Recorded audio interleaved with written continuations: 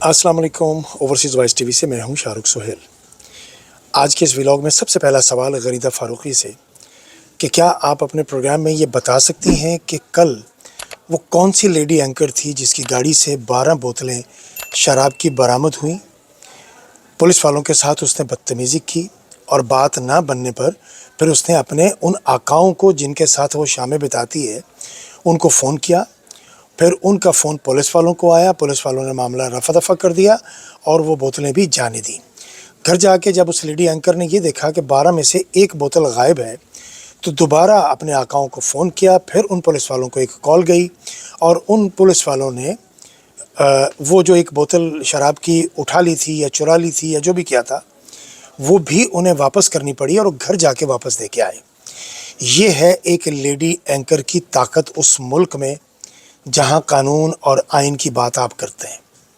वो नताशा वाला केस अभी आपके सामने है, उसकी नौटंकी बनाई जा रही है, अब उसकी तस्वीरें रिलीज़ की जा रही हैं कि वो बाकी ख़वातीन के साथ जेल में है और ये है और वो है, और बी क्लास दी गई है जैसे वो पाकिस्तान की किसी बड़ी पोस्ट पर रही है। ज़ाहिर है बड़ी पोस्ट पर तो है, एक पैसे वाले की बीवी है तो बड़ी पोस्ट ही हुई ना उसकी। जैसे फ़ाइज़ ईसा की बीवी है तो बड़ी पोस्ट है ना उसकी। उससे कोई पूछ ही नहीं सकता कि तुमने अपार्टमेंट कहाँ से लिए और कैसे लिए, आप रसीदें भी नहीं मांग सकते। खैर ये तो बीच में एक बात आ गई, भूलने नहीं दूंगे इंशाल्लाह हम आपको ये सारी बातें। लेकिन गरीदा फ़ारूकी ये बताइए कि वो लेडी एंकर कौन थी। अपने प्रोग्राम में इस बात का ज़रूर इज़हार कीजिएगा ताकि आवाम ये जान सके और उस लेडी एंकर का चेहरा भी पहचान सके कि ये अयाश तबा लेडी एंकर या उन जैसियाँ और कितनी हैं, हमें अभी तो पता चले। चलिए अब दूसरी ख़बर की तरफ आते हैं। अबसार आलम के बारे में मैं पिछले 3-4 व्लॉग्स में बात कर रहा हूँ मुसलसल, क्योंकि अभी ये बंदा जहर लगने लगा है। ये इतना मुनाफिक आदमी है, ये कप्तान के ख़िलाफ़ इतनी मुग़ल्लज़ात बक रहा है कि जिसकी हद नहीं है। ये हर रोज़ अपना ग्रज निकालता है बैठ के। चेयरमैन पैमरा इसको बनाया गया था रिश्वत के तौर पर। वो रिश्वत हराम होती है और इसने जितनी तनख्वाहें ली वो हराम ली। इसकी तालीमी काबिलियत इतनी नहीं थी कि इसको 28 लाख महीना सैलरी मिलती और मराहत डाल के ये 33 लाख रुपए में ये पढ़ता था। ये शख्स, ये नालायक तरीन और बेहुदा तरीन आदमी जो रोज़ाना शाम को टीवी पे बैठ जाता है और जो मुग़ल्लज़ात इसके जहन में आती हैं वो बकना शुरू कर देता है। इससे कहीं ज़्यादा ज़हीन आज के नौजवान, आज के बच्चे आईटी मास्टर्स करके, पीएचडी करके वो डिग्रियां उठा के पाकिस्तान में दर दर फिर रहे हैं या फिर मुल्क छोड़ने की तैयारी कर रहे हैं। कुछ तो बहुत सारे कर चुके हैं। और इसमें ऐसी क्या काबिलियत थी, सिर्फ़ इसलिए कि ये कासालेस था, ये गदागर था, ये ख़ानदान शरीफा की दरवाज़े पे बैठा हुआ एक फ़कीर था, बस। इससे ज़्यादा इसकी ना कोई हैसियत थी ना औकात थी। और अब ये अपनी औकात से बड़ी बातें कर रहा है। और इसने कुछ दिन पहले कहा था कि बदतमीज़ी की थी, बल्कि कहा नहीं था, बदतमीज़ी की थी कि अलीमा खान साहिबा के हवाले से कि अलीमा खान साहिबा जो नज़र आती हैं वो हैं नहीं, उनको ईज़ी ना लिया जाए। यानी ये बात इसने तंज़ किया था उस चीज़ के हवाले से। और अब यही शख्स कहता पाया जा रहा है कि जेल से या जेल में है या पता नहीं, मुझे नहीं पता वो कहाँ है। जनरल फैज़ हमीद के हवाले से बात कर रहा था कि उनसे एक फ़ोन, खुफिया फ़ोन बरामद हुआ है उनसे, और उसमें बहुत सा डाटा मिला है जिसके लिए इमरान खान साहब को बुलाया जाएगा और उनसे इस बारे में तस्दीक की जाएगी बहुत सारी चीज़ों के हवाले से, क्योंकि 9 मई का बहुत सारा डाटा उसमें मौजूद है। अच्छा, चीज़ें डालनी हो, शामिल करनी हो, आप कुछ भी करते चले जाएं। ये ऐसे ही है जैसे आपको पता है पाकिस्तान की पुलिस किसी एक मासूम को पकड़ती है और उस पर दिल चाहे तो अपने थाने में पड़ी हुई 1 किलो चरस जो है वो उस पर डाल दें, वो बेचारा कुछ भी नहीं कर सकता। ये है पाकिस्तान का निज़ाम और ये है पाकिस्तान का कानून और कानून वाले। और पंजाब पुलिस के हवाले से तो मैं बार बार आपसे कहता हूँ कि ये दुनिया की बदतरीन पुलिस है, इसका तो खैर कोई मुकाबला ही नहीं है ना। और ऊपर से इसको मोहसिन नकवी जैसों ने बिल्कुल खुली छूट दे दी है और इनके हाथ खोल दिए हैं कि जिसके साथ जो दिल करता है आप ज़्यादती करें। और तहरीक इंसाफ वालों के साथ वो एक बच्चा है, मासूम बच्चा, मैट्रिक का स्टूडेंट, उसके वालिद डॉक्टर हैं, डॉक्टर रिजवान गालिबन उनका नाम है। वो अदालत के बाहर रो रहे थे कि यार मेरा बच्चा 2 महीने से गायब है। और यार मैट्रिक के स्टूडेंट बच्चे से आपने क्या निकालना है, क्या हासिल होगा उससे, मुझे बताइए, सिवाय आप नफ़रतें समेटने के और क्या कर सकेंगे इस हवाले से।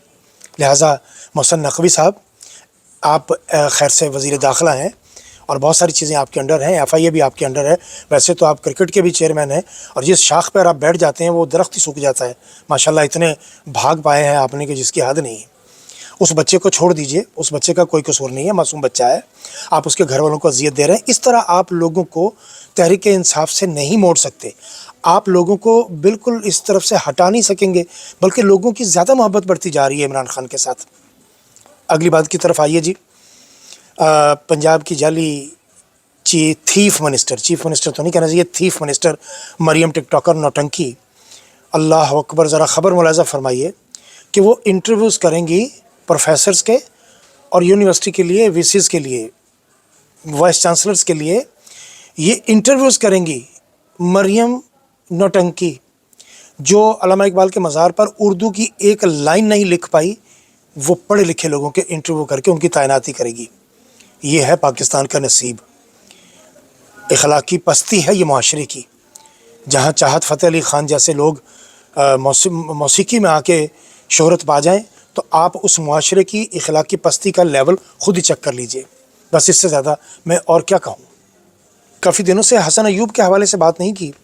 حسن ایوب یہ وہی ہے جس نے 2 ٹکٹس نہ ملنے پر تحریک انصاف کے، یہ بہت پرانا یوتھیا تھا، اس کو 2 ٹکٹ نہیں ملے، اس کو اور اس کے بھائی کے، اور یہ عمران خان کے خلاف ہو گیا، اور پھر اس کو اٹھا لیا جو جن کے پاس بہت پیسہ ہے لوٹ کا، انہوں نے اس کو پھر اس کے منہ کو خون لگا دیا، اور اب یہ ڈیلی بیٹھ کے کاٹتا ہے.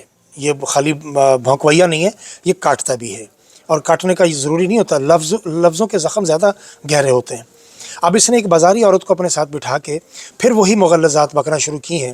یہ وہی عورت اس نے ساتھ بٹھائی ہوئی تھی جو وہ بازاری عورت جس نے عمران خان کے خلاف، جس سے ناصور لیگ نے کتاب لکھوائی تھی، اس کو ساتھ بٹھا کے، اور یہ ہر طرح سے یعنی عمران خان کو زج کرنے کی کوشش کرتے ہیں، اس کی کردار کشی کرتے ہیں. یہ وہ لوگ ہیں مکافات عمل کا جب شکار ہوں گے تو پھر یہ مظلوم بن جائیں گے کہ دیکھیں جی ہماری ماں بہن بیٹیوں کے ساتھ زیادتی ہو رہی ہے، اور پھر اب اس دفعہ ان کو کوئی معاف نہیں کرے گا. یہ مکافات عمل ہے، یہ زندگی. اور ان سب لوگوں کو یہ بات ذہن میں رکھنی چاہیے کہ یہ پہیہ گھومے گا اور آپ لوگوں نے ایک دن نیچے آنا ہی آنا ہے. اور یہ جو آج کہہ رہے ہیں نا کہ عمران خان کو 5 سٹار جیل ملی ہوئی ہے، یہ خواجہ آصف نے بھی کہا، حسن اقبال نے بھی کہا، تو میں تو اکثر کہتا ہوں کہ یار اگر اتنی ہی 5 سٹار ہے تو تم لوگ اپنے فیملی کے ساتھ رہائش کیوں نہیں رکھ لیتے وہاں، اگر اتنی سہولیات ہے وہاں پہ. تو وہ عمران خان کو زج کرنے کے لیے، اس کو ڈچ کرنے کے لیے یہ لوگ رات کو شام کو اپنی تنخواہ حلال کرنے کے چکر میں کھا تو حرام ہی رہے ہیں. یہ سب ان کی اتنی اوقاتیں نہیں ہیں جتنی ان کی تنخواہیں لگ گئی ہوئی ہیں. اب حسن ایوب نے اس کو، وہ کتاب والی کو، میں اس کا نام ہی نہیں لینا چاہتا کیونکہ وہ بھی گھٹیا ترین عورت ہے، میں اس کا کیا نام لوں. لیکن حسن ایوب کو شرم آنی چاہیے. حسن ایوب تیرے گھر میں ماں بھی ہے، بہن بھی ہے، بیٹی بھی ہے، بیوی بھی ہے. اگر تمہاری توجہ ان کی جانب نہیں جاتی تو اس کا مطلب یہ ہوا کہ پھر تم بازاری سوچ والے آدمی ہو، تم بھی گھٹیا سوچ رکھتے ہو. کسی کی کردار کشی کرنے سے تمہاری صحافت نہیں چمکے گی. تمہیں 4 پیسے تو مل جائیں گے لیکن ساری زندگی تمہیں ذلت ہی ملے گی. جیسے میں اب تمہاری دیکھو نا کیسی عزت افزائی کر رہا ہوں، تو اس طرح کی عزت افزائی اب ساری زندگی ہونی ہے. اس بات کے لیے اب تیار رہنا. تحریک انصاف کے ایک اور بگوڑے اور غدار، میں اس کو غدار ہی کہوں گا، فیاض الحسن چوہان، ایسے ہی کہہ لیں آپ، چوہا ہی ہے، مطلب میں کیا یار، سیدھا میں کہہ دیتا ہوں. ایسے چوہے جو آفت آنے پر سب سے پہلے جہازوں سے چھلانگیں لگاتے ہیں، یہ اس کا بھی شمار انہی چوہوں میں سے ہے فیاض الحسن چوہان کا. یہ بیٹھ کے حضور بکواس فرما رہے تھے، اور جس کے ساتھ بیٹھے ہوئے تھے وہ جہانگیر ترین کا کوئی پپٹ ہے، اس کا بھونکویا ہے، چیخویا ہے. حالانکہ اس کا اپنا لیڈر سیاست چھوڑ چکا. وہ سیاست میں جتنی ذلت ہوئی ہے جہانگیر ترین کی، جتنی بے عزتی کرا کے وہ شخص سیاست چھوڑ کے گیا ہے. وہ آپ کو پتہ ہے شوگر مافیا کا سرغنہ ہے وہ، جس کا نام مبینہ طور پر جہانگیر ترین ہے. اور آپ جانتے ہیں کہ یہ لوگ کیا کیا کرتے ہیں، ایک ہی جھٹکے میں اربوں روپیہ اپنے اکاؤنٹ میں ڈال لیتے ہیں. پہلے چینی بناتے ہیں، پھر اس کو دوسرے ممالک میں بیچتے ہیں، پھر انہی ممالک سے وہی چینی واپس مہنگے داموں خریدتے ہیں. یہ سارے کے سارے فراڈیے ہیں، یہ 2 نمبر لوگ ہیں. کوئی قبضہ مافیا ہے، کوئی زمینوں پہ چلا جاتا ہے. علیم خان کو دیکھ لیجئے، عمران خان کے دور میں جس زمین کے کاغذات اس کو نہیں ملے، وہ مریم نوٹنکی نے آ کے اس کے حق میں فیصلہ کر دیا، اور 11,000 ایکڑ کے قریب سنا ہے مبینہ طور پر کہ وہ الاٹ کر دی گئی زمین اس کو. اب وہ وہاں ہاؤسنگ سوسائٹی بنائے گا، لمبا مال بنائے گا. ایسے لوگ اس ملک میں کامیاب ہیں. شرافت سے جینے والا کوئی بندہ وہاں کامیاب نہیں ہے. شرافت سے اگر آپ کو جینا ہے تو کسی بھی وقت خودکشی کے لیے تیار رہیے. IMF نے ہر چیز سے انکار کر دیا ہے. بجلی کے حوالے سے اس نے مریم کو شٹ اپ کال دی ہے کہ تم لوگ سبسڈی نہیں دے سکتے. اس نے بڑی تمکنت کے ساتھ اس بات کا بڑے گھمنڈ سے اظہار کیا تھا، بلکہ اعلان کیا تھا کہ ہم سبسڈی دینے جا رہے ہیں اور 14 روپے یونٹ سبسڈی دیں گے۔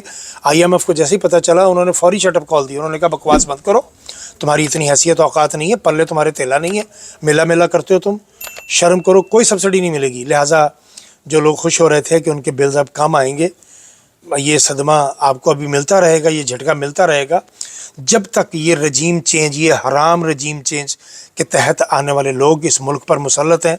آپ کو سکھ کا سانس نہیں آ سکتا، یہ ذہن میں رکھیے گا۔ ابھی تک کے لیے اتنا ہی، باقی باتیں اگلے ولاگ میں۔